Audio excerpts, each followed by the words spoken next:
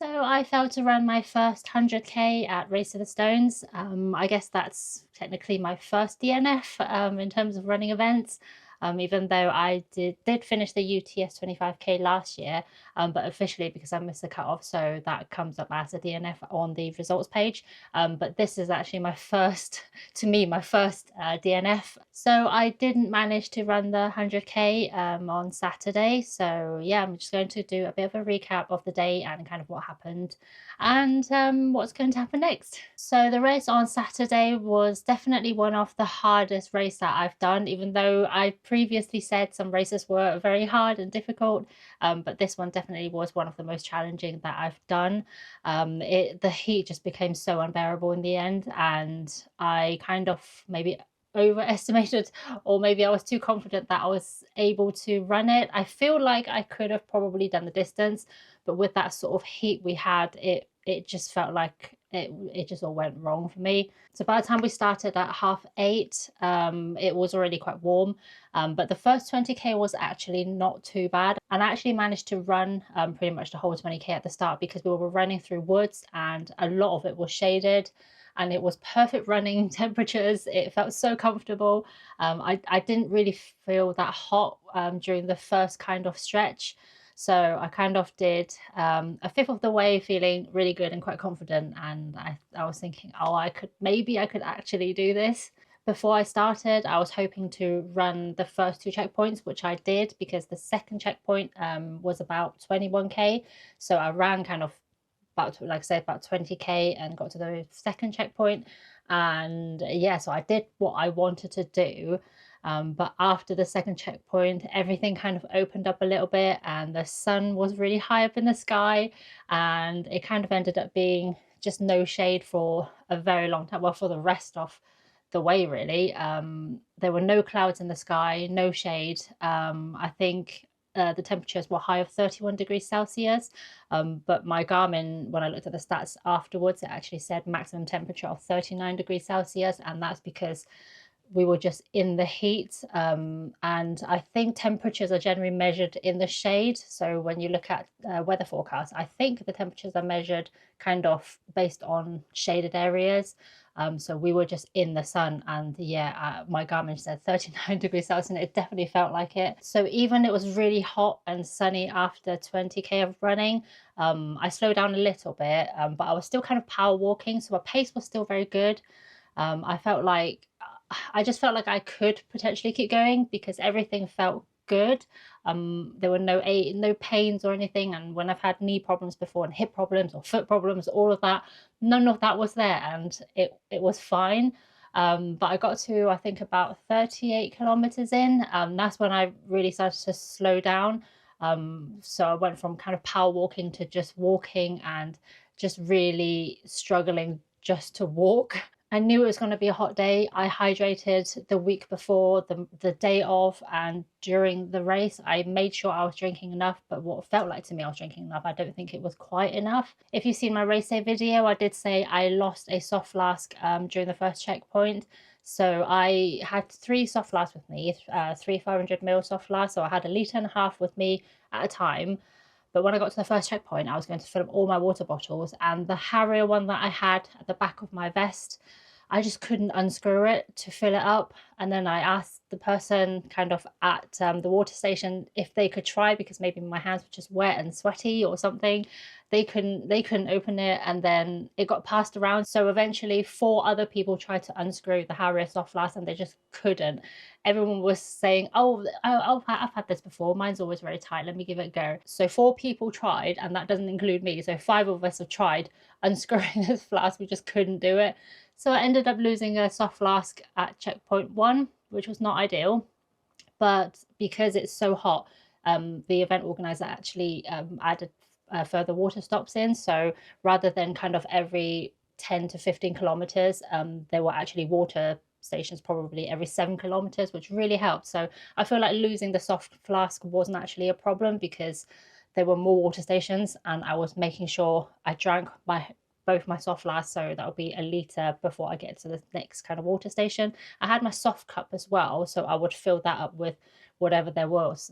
Sometimes there's water, or sometimes there's squash, or just plain water, anything. Like, I would just make sure I would drink more. So in my mind, I felt like I was drinking a lot. But I've noticed kind of throughout the race that I haven't peed for a while. I peed about an hour before the start, which is about 7:30, and over 8 hours into the race, I still haven't needed to pee. And I think with the heat and potentially being dehydrated, I was just really struggling. I think I was probably getting some sort of heat exhaustion or something, and it just didn't really go very well from about 38k in. When I looked on the Garmin stats later on when I got home, it said it estimated I lost about 5.5 liters of sweat. But like I say, I thought I was drinking enough, but I guess it just wasn't enough. And every water station, I would fill up one soft glass with water and one with electrolytes. So I was making sure I was taking in salt as well, and not just water, and trying to drink enough. But I just don't think it was enough on the day because it was just so hot. I also tried to eat as much as I could, but as always, I struggled to eat enough because I just struggle to be constantly eating, even though I know it's important and that's how I get my energy from eating. But it's very difficult to constantly eat, especially eat when I'm not hungry.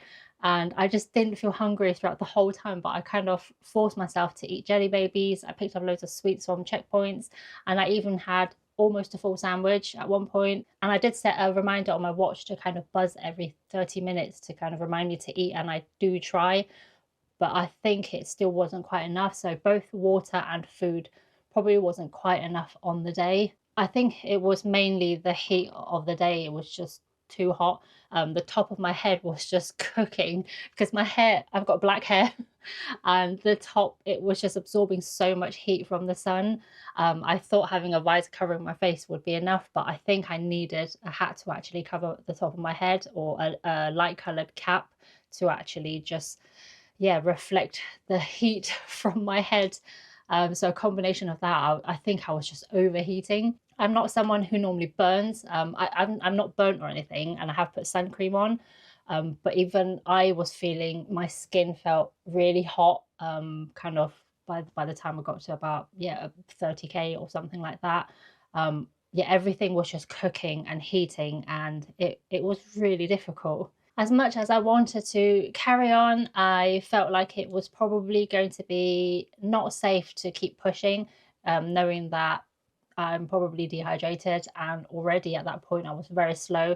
When I got to about, managed to get to 40k, I was just so slow, and my pace was slowing down loads, and I just don't think it would have been safe to keep pushing. I felt like I probably could have pushed maybe another checkpoint, but at that point, I just didn't feel it was worth the risk.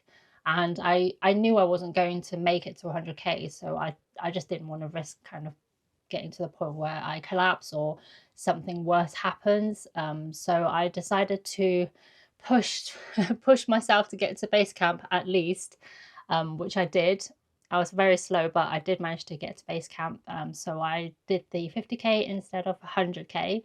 So it was a DNF for the 100k, but at least I'm a 50k finisher. So I still got a medal, which is really good.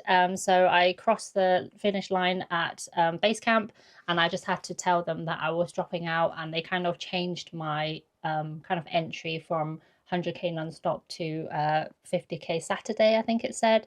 So I still got a medal in the end, which I'm happy about, but it's not the medal I wanted. So I can't help but feel disappointed that I couldn't do it.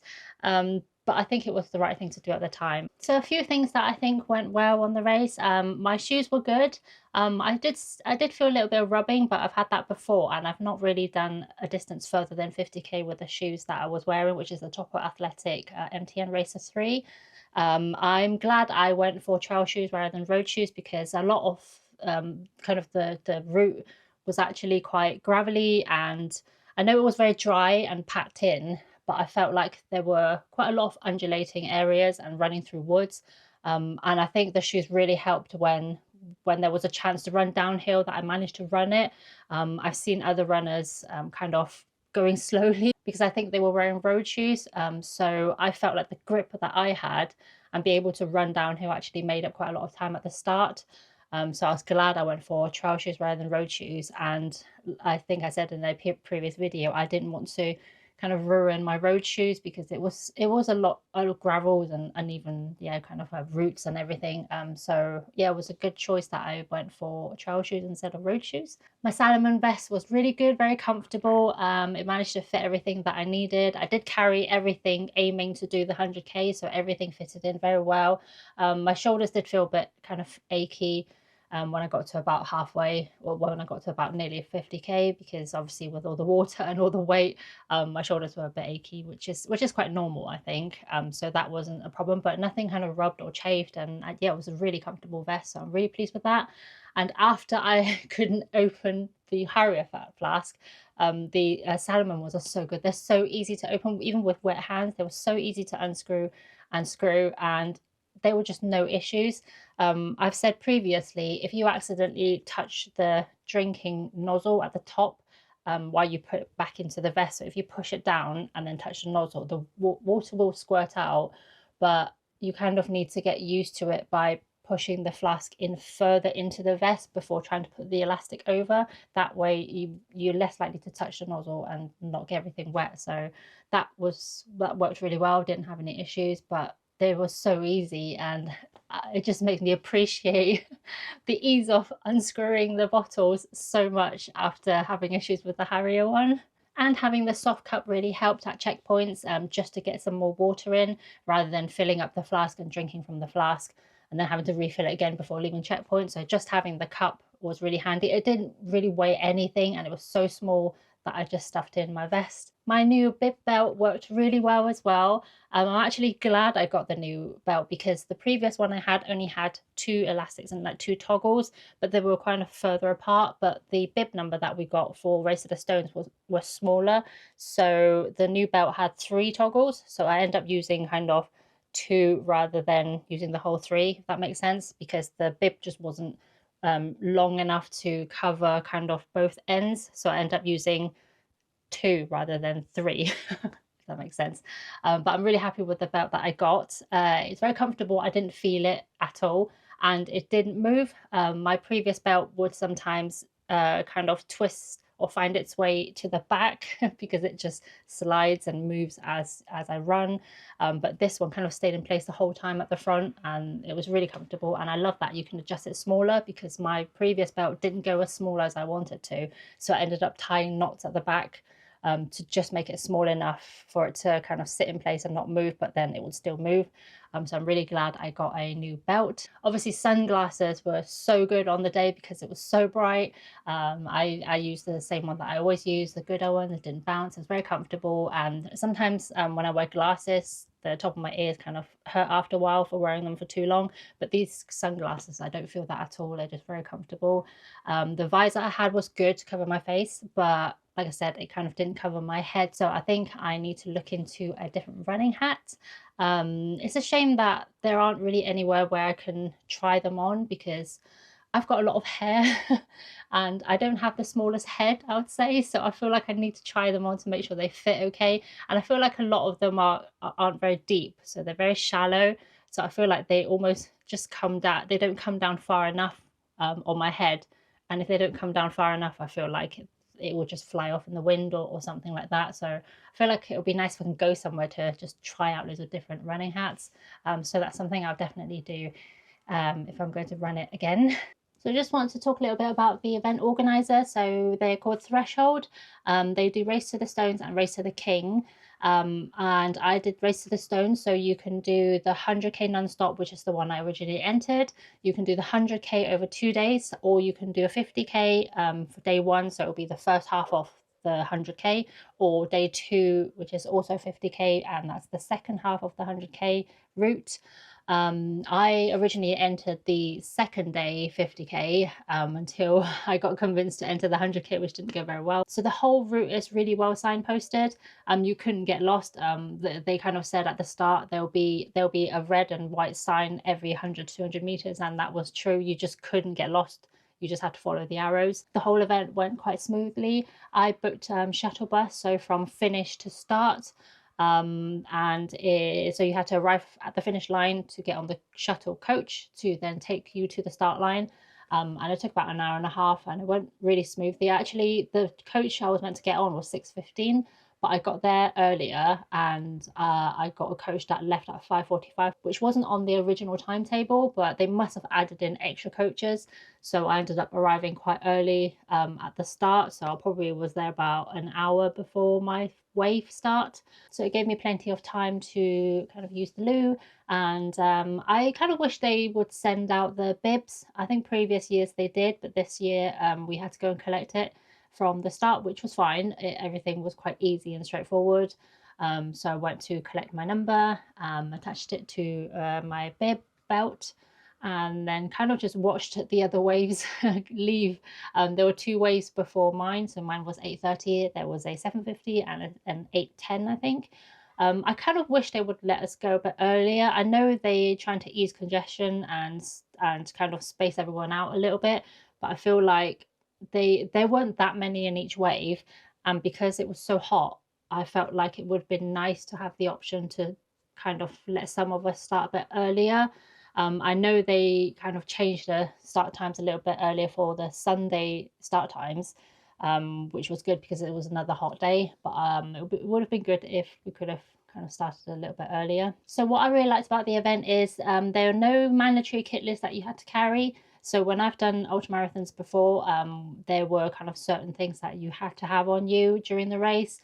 And when I did the UTS, they were actually checking that we've got those kit with us to keep us safe and make sure that we in case we're stranded, then we kind of got some of the things to kind of keep us safe, dry, warm, anything like that. But it's quite good that there aren't strict mandatory kit lists for this event.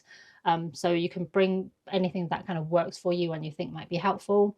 The other thing I like is their sponsor is High Five, and I use High Five gels and electrolyte tablets for my training and for my marathon runs and everything like that. So it was good that they were the sponsors there, so I could use the electrolytes there. And I didn't take on any gels in the end, but I would have, I think, if I carried on. And the other thing I really like, it's a very generous cutoff. So I started at 8:30, and I think some of the earlier waves started from probably about 6:30 in the morning, and the cutoff's not until 8:30 p.m. the following day. So it's basically 36 hours for you to do the 100K if you were doing it non-stop. So yeah, really good cutoff. I feel like if you can cover the distance, then everyone can actually get the 100K done in that time. So I really like that there's no strict cut-offs, even though there is a cut-off, but it's not strict and it's not as short as some of the other events that I've done. So that's really good. Some of the things that I'd like to point out that maybe could be better or not as good. I wouldn't necessarily bad points, but yeah, I've kind of mentioned the good things about the event, but also some of the things I kind of thought could be better. One of the things that I think it's quite an expensive event. And everything you want to add or kind of use is extra on top. So you pay entrance fee quite a lot, and then if you want to use the shuttle, it's £35. If you want to use the parking, it's £15. And I spoke to someone who pulled out like me halfway, because their car is back at the finish line. They need a way to get to their car, but they say then if you want to use a shuttle from halfway to finish, then you have to pay another £25 to get there, which I thought was kind of a bit much. And if you want to use camping as well, it's extra. I don't know how much, but I think it's maybe something like £80 extra. And then if you want a tracker, like a GPS tracker, that's another £35. And there's no t-shirt. Not that I need any more t-shirts, but I felt like it's very expensive to then have a lot of extra on top if you wanted it. So that's something to bear in mind if you want to do the event. I mean, the medal was really good. The medal was really nice, heavy and big. And obviously the checkpoints are fully stocked with food. And then they had staff doing the extra water stations and everything. I know it all costs money. I get that, but it's quite expensive compared to kind of some of the events that I've entered. I don't feel like the communication from the event was that good. I felt like we didn't find out our wave times until the week before. I feel like we could have had a little bit more notice to help with planning. I mean, it all worked out well in the end, but it would have been nice to kind of know a bit earlier on, like kind of when we're starting or what time we needed to get up, because I know some runners would have to probably rely on public transport or lifts from others. So it would have been good to know further in advance kind of when we were starting. Yeah, so that could have been maybe improved in the future. And the other thing that I mentioned earlier is that the bibs don't get sent out to you. I feel like that would kind of alleviate a little bit of stress on the day. Like I say, it was easy enough to pick up your number on the day, but I feel like it I just always prefer when they send it out before, and I know I just have to turn up and do the run rather than having to think, oh, I need to get there a certain time, make sure I allow myself enough time to do this extra thing. It's not a big deal, but it would have been nice if they sent it out. And doing 100k non-stop, there's no offer of a halfway drop bag. I think some people who did it a few years ago said there's kind of a drop bag halfway. I feel like it's a lot to carry if you don't have any support or friends or family that can meet you along the way or meet you halfway to kind of bring you things. It's a really long way to be carrying all that stuff, all the kit and gear, spare clothes and everything, kind of the whole way through. So again, I feel like it's quite an expensive event to not have that option to have a kind of halfway drop bag. So yeah, that's another thing that could be better. Their communication isn't great either. I think when I first registered, I had a question early on, but I kind of entered a year ago now. I don't even remember what the question was, but I had a question, so I emailed them, but I'd never had a response. Never found out in the end. But yeah, I don't actually remember what the question was, so I don't feel like their communication is that good. I mean, overall, is a really good event. It was very well organized. All the staff, marshals, volunteers, everyone was really friendly, like from start to finish. Some events I've run before where I feel like the marshals kind of didn't really want to be there. I think it was when I did the Bath Half Marathon this year. I feel like the marshals en route were kind of just very miserable and they just didn't want to be there. Whereas I feel like with Threshold, everyone was very cheerful. Everyone had a lot of energy and cheered you on, and it was very positive and very supportive. So I feel like it's a really good event, and I would highly recommend doing either the 50k, 100k, or anything like that, but at least do one of them because it's so worth it despite it being a bit expensive. It's such an experience. I would definitely recommend giving it a go. I would definitely like to go back and try and do the 100k, but I feel like I'm not sure I'm going to enter it next year because the heat was such a shock to me, and I felt like I haven't trained for it properly and just didn't expect it to be that hot. So I think next year I'm going to do the 50k again, but I'm going to do day 2. So I've done day 1, the first half of the 100k. So next year I'm going to do day 2, the second half. And kind of that way I would have seen the route and hopefully made some adjustments to do the 50k again if it's going to be a very hot one. There are definitely things I would change up a bit. My hydration clearly didn't work this time, so I need to look into how I can make sure I stay hydrated enough next time if I do it again. The other thing would be finding a hat that isn't going to cook the top of my head like this time, and also need to find some socks. The socks I have are good, but I feel like for some reason they just trap all the dust and dirt. So I feel like everything flies up in the air when it's dry, especially, and they go into the top of my socks and eventually make their way down to the bottom of my feet, and then they start rubbing, or there'll be bits of stone or chipping or just dirt, and then they kind of make their way into my socks, and I have to end up taking my shoe and socks off. But usually en route, there's nowhere to sit down, so I have to wait until I get to checkpoint to then take my shoe and socks off to kind of get the dirt out. I forgot to mention the spray bottle, the water spray bottle really helped. That was something that was just so nice in the heat, just to cool you down, even for a few seconds, just water spray myself. That really helped. I sprayed the top of my head a lot as well. I basically wet the top of my head a lot of times just to cool my head down.